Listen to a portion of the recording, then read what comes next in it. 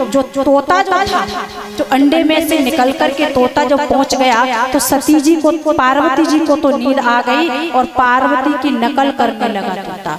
पार्वती जब तक नींद नहीं आई तब तक तो ओम ओम का हुंकारा दे रही थी, और जब नींद आ गई तो तोता राम जी शुरू हो गए ओम ओम ओम। और जैसे ही कथा पूर्ण हुई और शंकर भगवान ने जयकारा लगाया, बोलिए बाल कृष्ण भगवान की।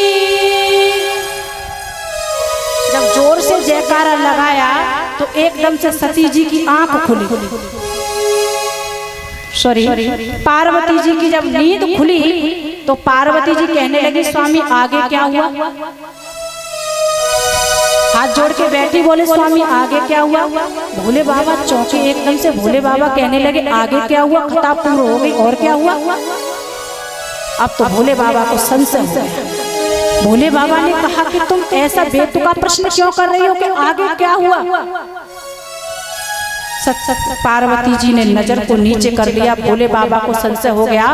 भोले बाबा ने कहा अच्छा ये बताओ तुम कहाँ चली गई थी जो तुम्हें ये नहीं पता कि कथा कहाँ चल रही है।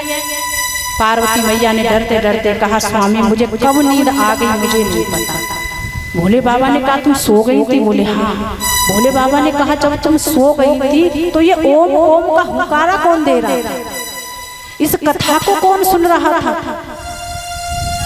सती जी पार्वती जी ने कहा कि ये तो मुझे नहीं पता कि ओम ओम का हुंकारा कौन दे रहा था। एकदम से दृष्टि पड़ी भोले बाबा की तोता राम, और जैसे ही तोता पर दृष्टि पड़ी तो भोले बाबा ने उठाया अपना त्रिशूल। भोले बाबा ने कहा कि इसने मेरी कीमती वस्तु को चोरी से सुन लिया है, अब मैं इसको छोड़ूंगा नहीं। और जैसे ही तोता राम ने देखा कि भोले बाबा ने अपना त्रिशूल उठा लिया है, अब तोता राम ने अपनी उड़ान भरना शुरू कर दी। आगे आगे तोता और पीछे पीछे भोलेनाथ मारने के लिए दौड़े। अब तोता भागा भागा जा रहा है और पीछे से शंकर भगवान दौड़े दौड़े जा रहे हैं। इधर क्या था कि व्यास जी की शिष्या जो थी अरुणा देवी, वो अपने ऋतुमत धर्म से निवृत्त होकर के अपने केस सुखा रही थी, और केस सुखाते समय उसको इतनी तेज झमाई आई कि तोता राम उनके मुख में प्रवेश कर।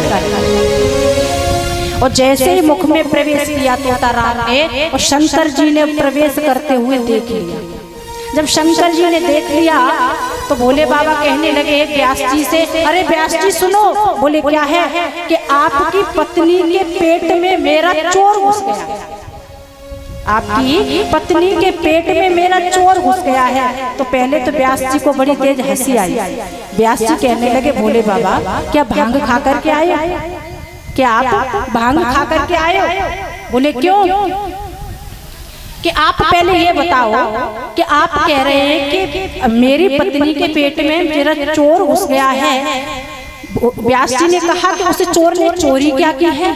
बोले चोरी ये की है इसने मेरी बहुत कीमती वस्तु चुरा ली है। व्यास जी ने कहा कीमती वस्तु। बोले हाँ, कि तुम्हारे पास ऐसी कोई कीमती वस्तु तो है नहीं है। सर्प बिच्छुओं का तुम श्रृंगार करते हो, मृगछाला तुम पहनते हो, कैलाश पर्वत पे जंगल में रहते हो, तुम्हारा मकान भी नहीं है, तुम्हारे पास हीरे मोती भी नहीं है, तुम्हारा श्रृंगार है वो भी तुम्हारा एक सर्प और बिच्छुओं का है। ऐसी इस चोर ने क्या चोरी कर ली है जो कि आप इतने उतावले हो रहे हो। भोले बाबा ने कहा व्यास जी इसने ऐसी वैसी वस्तु की चोरी नहीं की है, इसने मेरी अमर कथा की चोरी कर ली है। और जो अमर कथा सुन लेता है वो अमर हो जाता है, फिर वो कभी मरता नहीं है। लेकिन व्यास जी आपकी पत्नी के गर्भ में मेरा चोर बैठा है, आप इसको जल्दी निकालो, मैं इसको मारूंगा। और जब ये कहा शांति बनाए,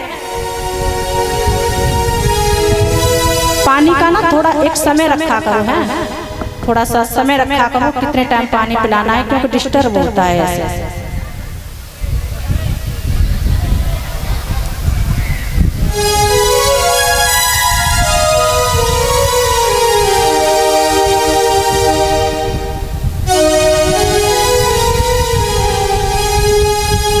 भोले बाबा ने कहा कि ऐसा करो आप अपनी की पत्नी के गर्भ से मेरे चोर को निकाल दो, मैं इसको मारूंगा।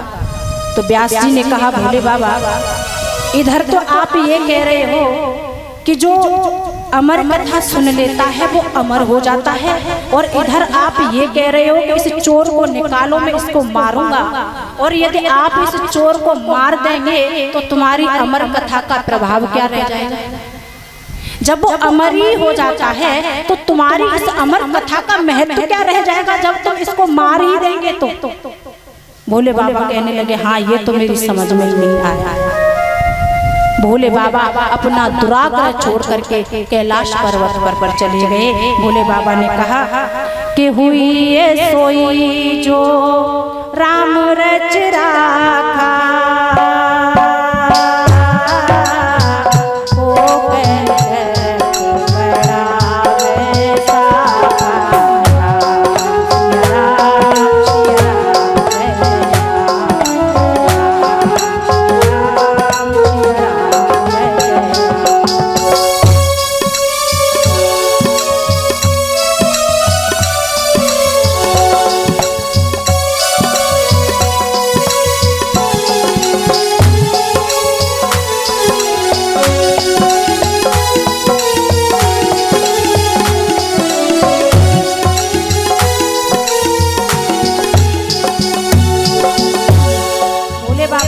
दुराग्रह छोड़ और कैलाश पर्वत पर चले गए। व्यास जी ने बहुत सुंदर वंदना की है भोलेनाथ की। देखिए भोलेनाथ का एक स्वभाव है कि छड़े रुष्टा छड़े तुष्टा रुष्टा तुष्टा छड़े छड़े, मतलब भोले बाबा एक पल में तो नाराज हो जाते हैं और एक पल में प्रसन्न हो जाते हैं। भोले बाबा अपना दुराग्रह छोड़ करके कैलाश पर्वत पर चले गए। इधर व्यास जी ने कहा तोताराम से कि पुत्र तुम अपनी माँ के गर्भ से निकल आओ, निकल जाओ। भोले बाबा तो चले गए, अब तुम्हें कोई डर नहीं है, तुम्हें अब कोई मार नहीं सकता। लेकिन तोता ने कहा, सुखदेव जी ने, वही सुखदेव जी हैं, तोता को संस्कृत में सुख कहते हैं। सुख ने कहा पिताजी मुझे क्षमा करो, मुझे भोले बाबा का इतना डर नहीं है जितना इस बलवती माया का डर, जितना मुझे संसार की बलवती माया का डर है, मुझे भोले बाबा का इतना डर नहीं है। सुखदेव जी माँ के गर्भ में 12 वर्ष तक बने रहे,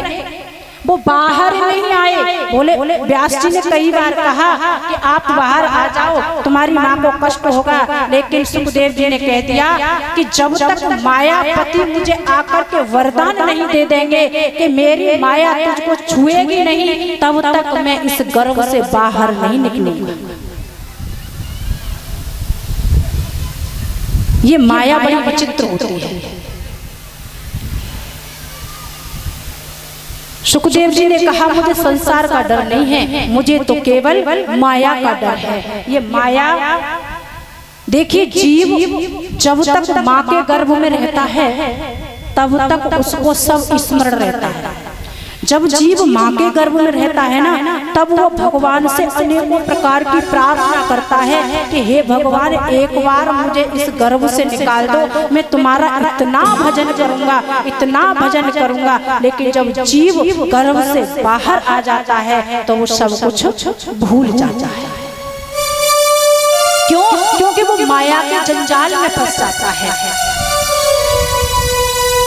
सुखदेव जी कह रहे हैं देखिए जब तक गर्भ में है तब तक सुरक्षित है, संसार में आया वो माया की गंदगी में फंस गया।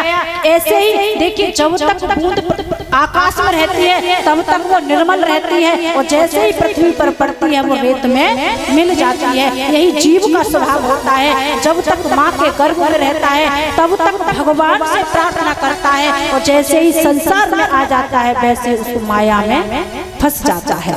लिखा है भूमि पर ढावर पानी, जिम जिम माया लिपटा।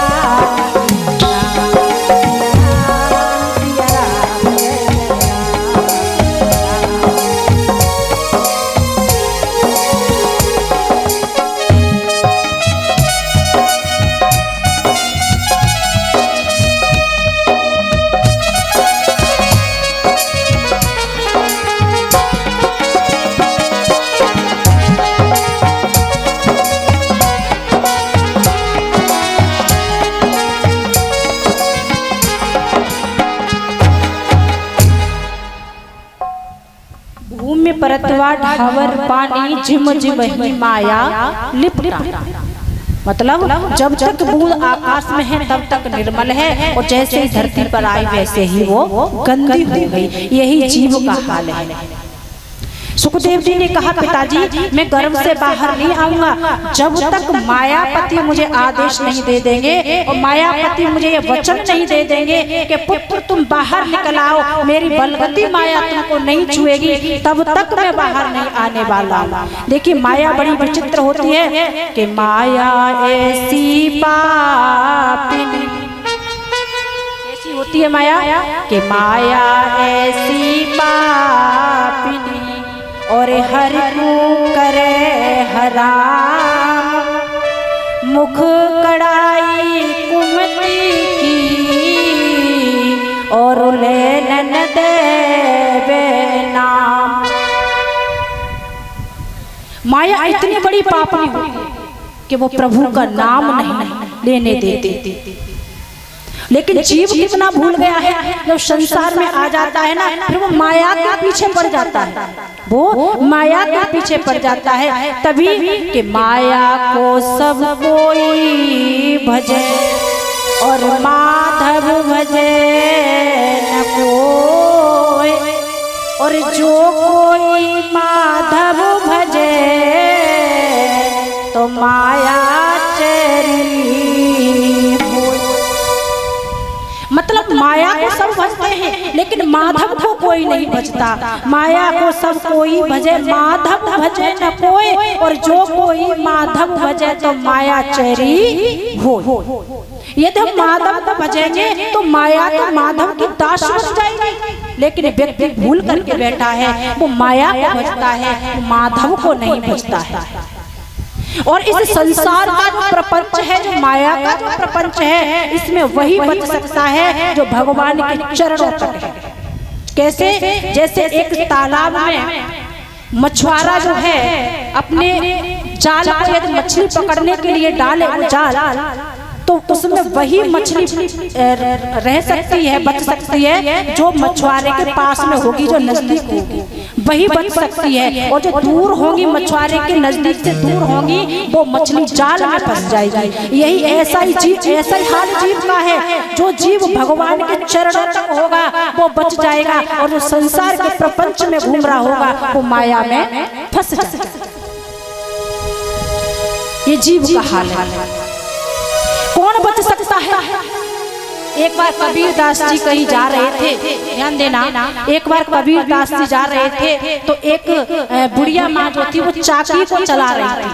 कबीर दास जी निकल रहे थे, चाकी चल रही थी, तो कबीर दास जी ने क्या देखा कि चलती चाकी देखे और दयो कबीरा रोए, और दो पाटन के बीच में साबुत बचो न कोई।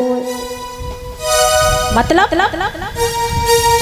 चाकी जब चलती है ना, माया की चाकी कहते ना कि माया की चाकी चल रही है, कोई किस्मत जाइयो भैया।